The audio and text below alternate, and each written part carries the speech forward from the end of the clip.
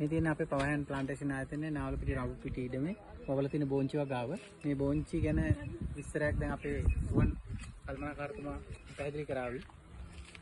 දැන් මේක සාමාන්‍ය මේ වගාවට දැන් මාස දෙකකට කිට්ටුයි. මාස එකමාරක් වගේ. දැන් අපිට තව දැන් සතියකින් වගේ මේක හාවෙස්ට් කරන්න පුළුවන්.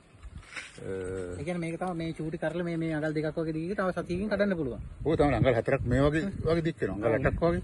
අනික මේ වැරයිටි එකත් හුඟක් හොඳ එකක්. බ්ලැක් කෝරා කියන එකක්. මේක සාමාන්‍යයෙන් අපි කඩනවා වාර 10ක් වගේ. වාර 10ක් වගේ. ඒක සාමාන්‍යයෙන් මේක වැලකින් අස්සන්න කිලෝ කීයක් වගේ කඩන්න පුළුවන් ඒ සාමාන්‍යයෙන්. සාමාන්‍යයෙන් අඩුම මේ බුෂ් එකකින් ග්‍රෑම් 500ක් වගේ. ග්‍රෑම් 500ක් වගේ. ඔව් මේ වර්ගයෙන් කඩන්න පුළුවන්. නැත්නම් තව වටිනවා මේ වෙන වෙලාවට ඒක කොච්චර හත්නා ඉවරයිනේ. ඔව්. දැන් අපි කඩලා තියෙනවා ඒක.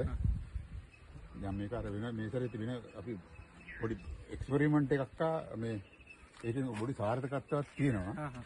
ඔය තියෙනවා කෙමිකල් එකක් මේ රංගසාර කියලා. ඒක ඇට දාලා සීනිත් එක්ක කලවම් කරලා ඇට දාපුවාම ඒකේ 아무තු මේකක් තියෙනවා මේ හේතුව දැන් මේක අර බෝන්චිල රයිසෝබියම් එක තියෙනවා. මේකේ නිෂ්පාදනය නයිට්‍රජන්. ඒ කෙමිකල් එකෙන් මේක ක්‍රියාකාරීත්වය වැඩි වෙනවා. ඒතර පොළොවේ නයිට්‍රජන් ඇදලා ගන්නවා වැඩි.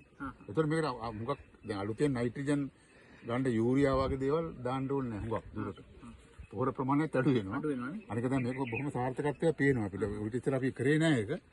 දැන් මෙතන මේ උඩ ඉඳලා කරල්. ඔව්. දැන් සාමාන්‍යයෙන් දැන් බෝංචි වැලක ගත්තොත් මේ බෝංචි වැලේ මල් උඩ ඉඳන් පහළට බලන්න. දැන් බෝංචි වැලක ගත්තොත් සාමාන්‍යයෙන් මෙහි ඉඳලා මල් එන්නේ නැහැ. කරල්. උඩ විතරයි තියෙන්නේ. දැන් මේක පාතිනම්ම තියෙනවානේ. පාතිනම්ම තියෙනවා. මේ ඉඳන් අඩියක් විතර උඩ ඉඳන්. ඔව්. මේ උඩට අඩි 6ක් 7ක් උඩට යනකම් මල් තියෙනවා. මල් තියෙනවා.